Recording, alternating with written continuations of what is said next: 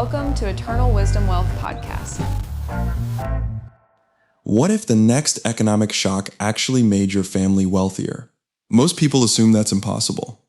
When energy prices spike, when supply chains buckle, when global uncertainty creeps into every industry, the default response is to work harder, charge more, and hope the storm passes quickly. But that strategy has a fatal flaw, and once you see it, you can't unsee it. Your income has a single point of failure. The moment you can't show up, whether from illness, burnout, or forces completely outside your control, everything pauses. The clients wait. The revenue stalls, and the family you've been building this for feels the gap before you do. Today we're covering 3 levers that change that equation permanently. Not boring theory, and no motivation either. Just practical architecture you can start building this week using knowledge you already have. So, let's get into it. The trap smart people fall into. Here's the uncomfortable truth. The more skilled you are, the deeper the trap gets. When you're good at something and people pay well for it, the obvious next move is to sell more of it. Raise your rates, take on more clients, push through the hard seasons. Each decision makes complete sense in isolation, but zoom out and you'll see what's actually being built.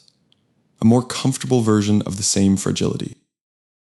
Every extra client ties you more tightly to being available. Every rate increase raises the stakes of your own absence. You're not building freedom anymore. You're building a gilded cage.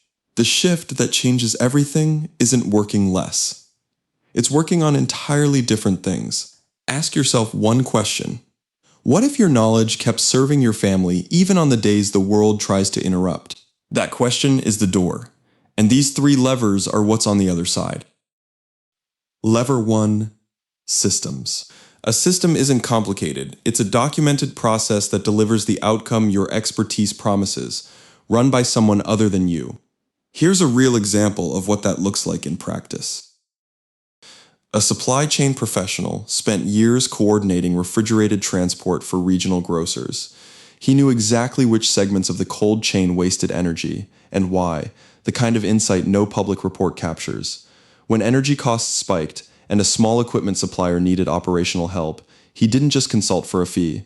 He documented his process, intake steps, efficiency checklists, decision points for edge cases, then he offered an equity stake in exchange for implementing those improvements. 3 years later, that stake had grown into more than 2 years of his former hourly earnings. He didn't get lucky. He stopped trading time for money and started deploying judgment where his specific knowledge reduced risk others couldn't see.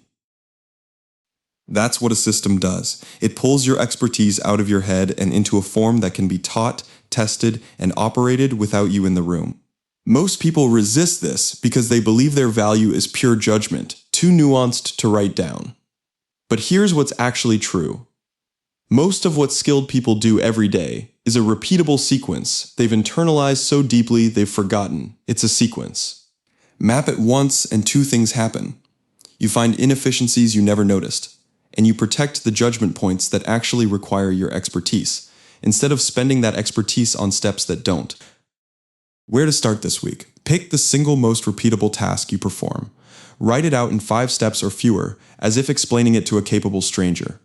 That document is your first asset that exists outside your own availability. Simple, unglamorous, foundational.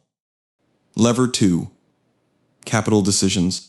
Once you have a genuine informational edge in your domain, something powerful becomes available to you. The same insight that once earned you fees can now be used to structure investments, partnerships, and agreements, where the upside compounds and the downside stays bounded. This isn't speculation, it's disciplined allocation. When energy prices spike, outsiders see chaos. You see which operators are undervalued. You see which process adjustments improve unit economics even when fuel costs swing. You see which contract terms quietly favor one side over the other.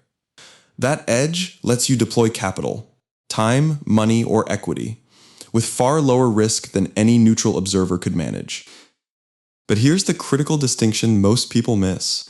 Before any meaningful commitment, write down the precise knowledge that positions you better than anyone else to make this specific bet. Not a vague feeling or a gut instinct, a clear, articulable edge.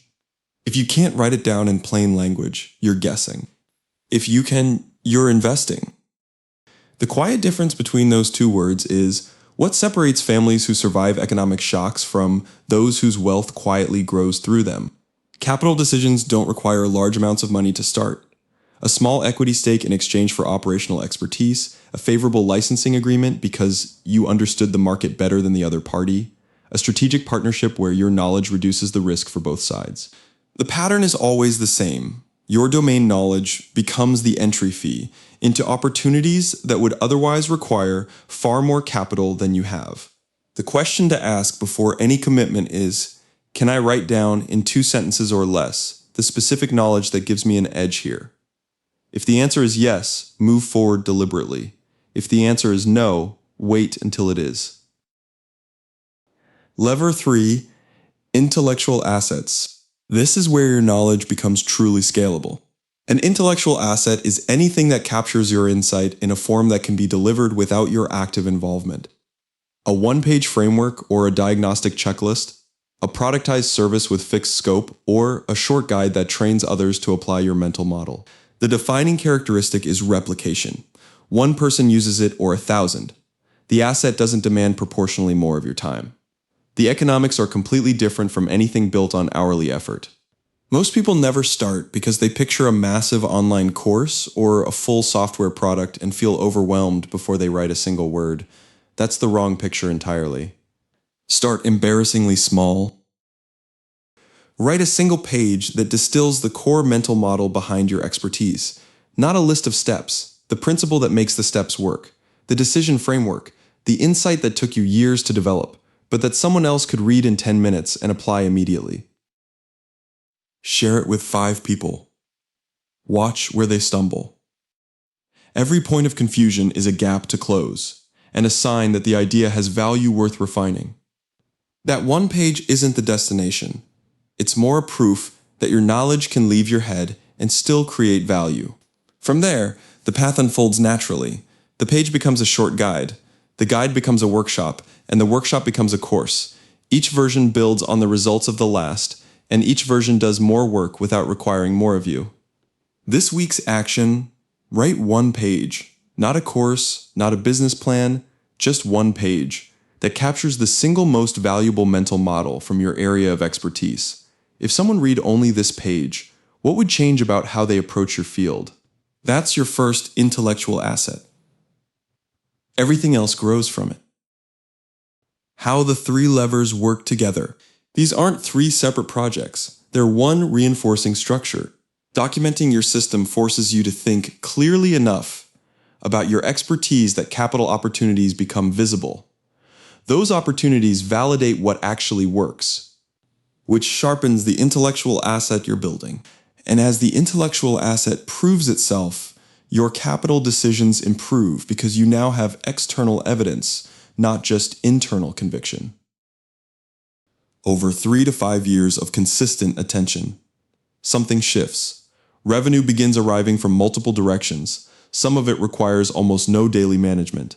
Your time moves toward the highest leverage work, refining what already runs, making sharper bets, and improving what already scales, rather than repeating the same delivery over and over. You move from being the engine of your income to being the architect of a structure that continues without you. And the structure becomes transferable. Systems can be handed to capable people. Intellectual assets earn while you sleep. Capital positions can be held, grown, or passed forward. The person who builds lasting wealth never confuses effort with leverage. The inheritance most people overlook. Here's the dimension of this that most finance content never touches. The most valuable thing you can leave your children isn't a portfolio or a property. It's a witnessed example of how security actually works. Children who watch a parent map repeatable processes, deploy judgment where knowledge reduces risk, and build assets that replicate without constant presence. They absorb a fundamentally different model of what work is for. The one model says safety demands your unbroken presence. The other says safety is engineered through deliberate construction. That second lesson cannot be taught with words. It has to be witnessed. which means the most powerful financial inheritance you can offer is the practice itself. Visible, ongoing, years before any assets change hands. What you're building this week isn't just a process document or a one-page framework, it's a demonstration. A live lesson that runs in the background of your family's daily life until the day it becomes obvious to everyone watching that financial resilience isn't something that happens to you, it's something you design. Where you start this week. No grand business plan. No major time commitment. 3 30-minute sessions. Session 1. Map your most repeatable process. 5 steps or fewer. Inputs, outputs, the key decision points in between. Write it plainly enough that a competent person could follow it without asking you a single question. Session 2. Hand that map to someone else, a colleague, an assistant, a trusted family member, and watch them run it. Where do they hesitate? Where do questions come up? Every point of confusion is a gap. Close it. Session 3. Distill the core principle behind those steps, not the steps themselves. The mental model that makes them work. 1 page, 10-minute read, something someone could apply immediately. At the end of the week, ask yourself 2 questions. Did the process run without me for at least 1 hour?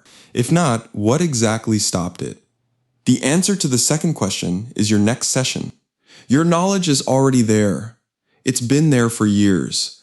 The only remaining work is converting it into structures that no longer require your constant presence to protect the people you're building for. The next energy shock will come. The next wave of global uncertainty will arrive. And when it does, the families who built these structures won't be waiting for conditions to improve. They'll already be compounding. Start with one repeatable process. Write it down this week. That single document, modest, quiet, unglamorous, is the first brick of something that outlasts every storm. The next episode continues this path. Until then, your foundation is already under construction.